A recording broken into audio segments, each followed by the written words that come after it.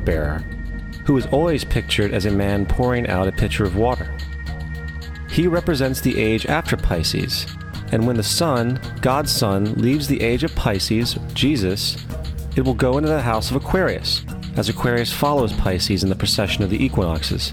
All Jesus is saying is that after the age of Pisces will come the age of Aquarius.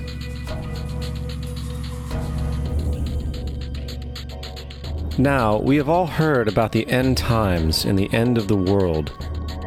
The cartoonish depictions in the book of Revelation aside, the main source of this idea comes from Matthew 28:20, where Jesus says, "I will be with you even to the end of the world." However, in the King James Version, world is a mistranslation, among many mistranslations. The actual word being used is eon, which means age. I will be with you even to the end of the age, which is true, as Jesus' solar Piscean personification will end when the Sun enters the age of Aquarius. The entire concept of end times and the end of the world is a misinterpreted astrological allegory. Let's tell that to the approximately 100 million people in America who believe the end of the world is coming. Furthermore, the character of Jesus being a literary and astrological hybrid is most explicitly a plagiarization of the Egyptian sun god Horus. For example, inscribed about 3,500 years ago on the walls at the Temple of Luxor in Egypt are images of the Annunciation, the miracle conception, the birth, and the adoration of Horus. The images begin with Thoth announcing to the Virgin Isis that she will conceive Horus, then Neph, the Holy Ghost, impregnating the Virgin, and then the virgin birth and the adoration. This is exactly the story of Jesus' miracle conception. In fact, the literary similarities between the Egyptian religion and the Christian religion are staggering.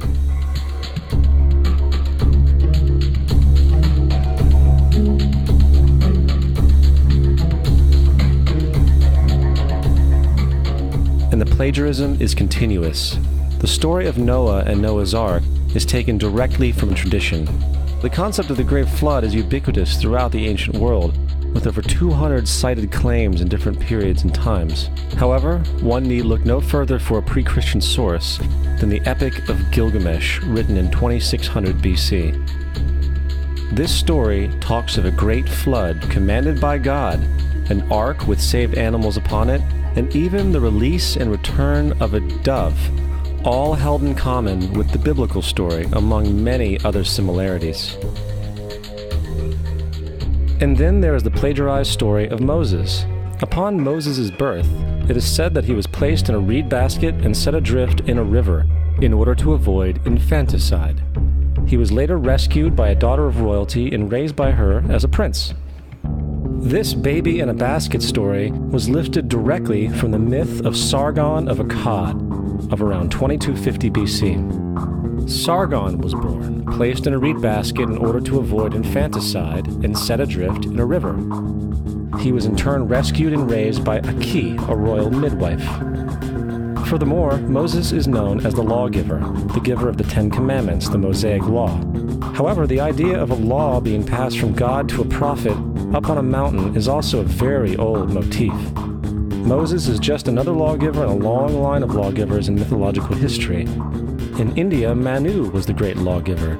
In Crete, Minos ascended Mount Dicta, where Zeus gave him the sacred laws, while in Egypt there was Meses, who carried stone tablets and upon them the laws of God were written. Manu, Minos, Meses, Moses. And as far as the Ten Commandments, they are taken outright from spell 125 in the Egyptian Book of the Dead. What the Book of the Dead phrased, "I have not stolen," became "Thou shalt not steal." "I have not killed," became "Thou shalt not kill." "I have not told lies," became "Thou shalt not bear false witness," and so forth. In fact, the Egyptian religion is likely the primary foundational basis for the Judeo-Christian theology.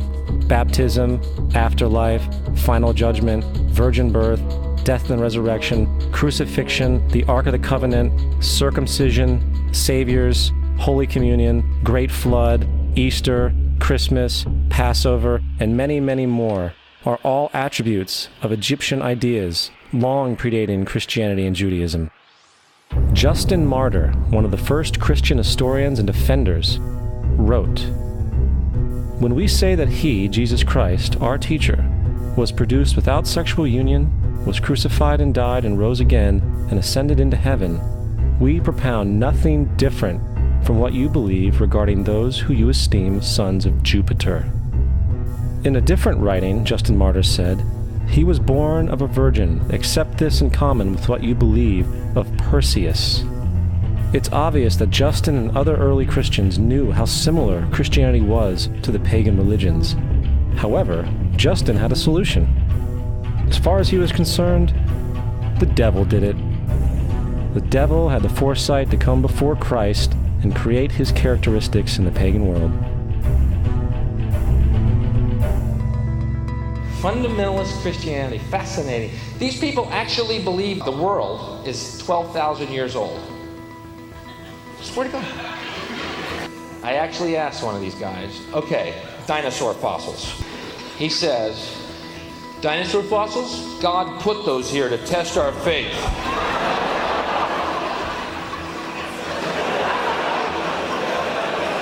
I think God put you here to test my faith, dude.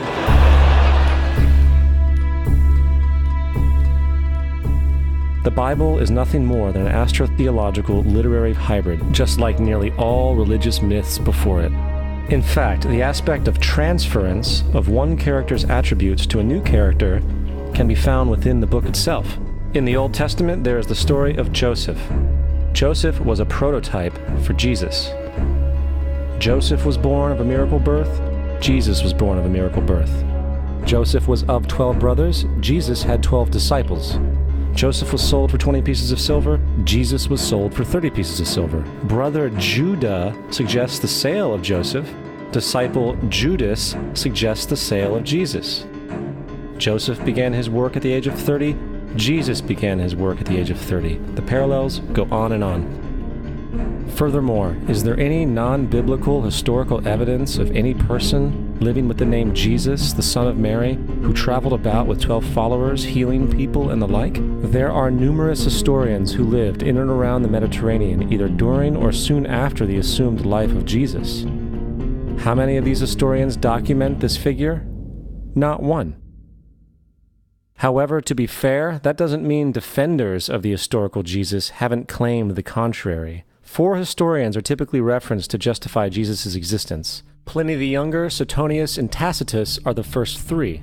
Each one of their entries consists of only a few sentences at best, and only referred to Christus or the Christ, which in fact is not a name but a title. It means the Anointed One. The 4th source is Josephus, and this source has been proven to be a forgery for hundreds of years. Sadly, it is still cited as truth. You would think that a guy who rose from the dead and ascended into heaven for all eyes to see and performed the wealth of miracles acclaimed to him would have made it into the historical record. It didn't, because once the evidence is weighed, there are very high odds that the figure known as Jesus did not even exist.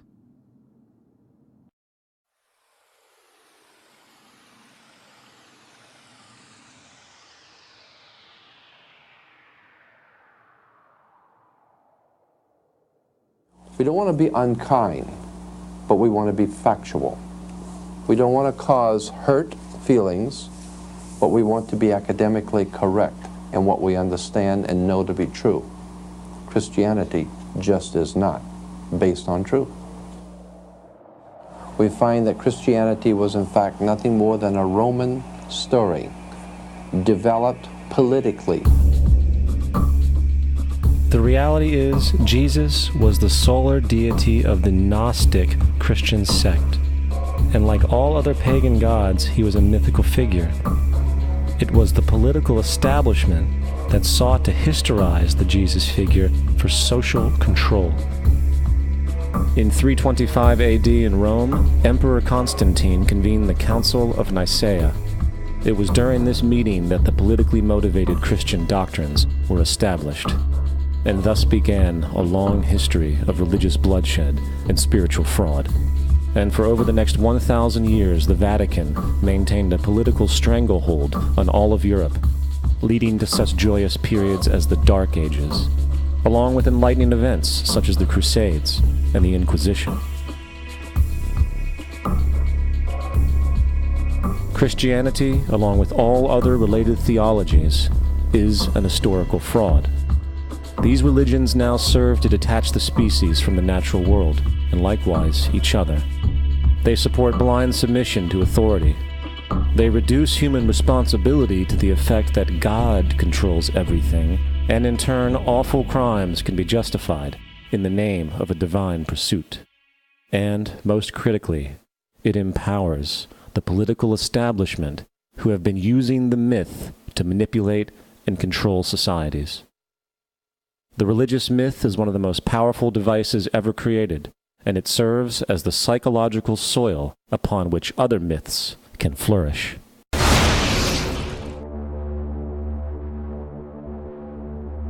A myth is an idea that, while widely believed, is false. In a deeper sense, in the religious sense, a myth serves as an orienting and mobilizing story for a people.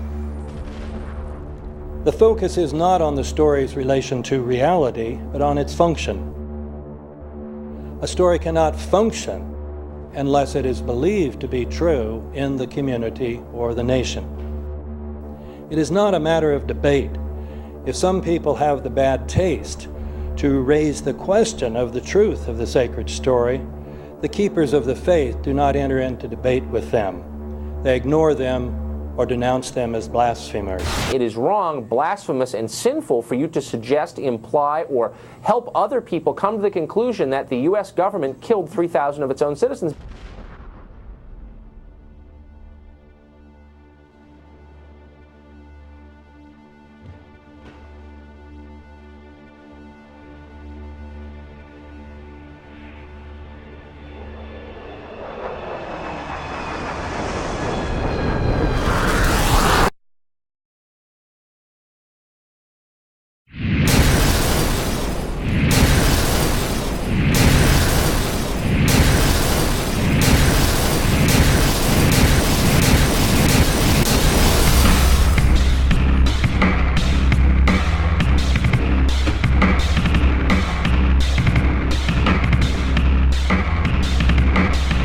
As if a demolition team set off when you see the old demolitions of these old buildings. It looks like one of those scenes of an old building being purposely dynamited and blown up. Anybody who's ever watched a building being demolished on purpose knows that if you're going to do this, you have to get at the under-infrastructure of a building and bring it down. The way the structure is collapsing, this was the result of something that was planned. It's not accidental that the first tower just happened to collapse and then the second tower just happened to collapse in exactly the same way.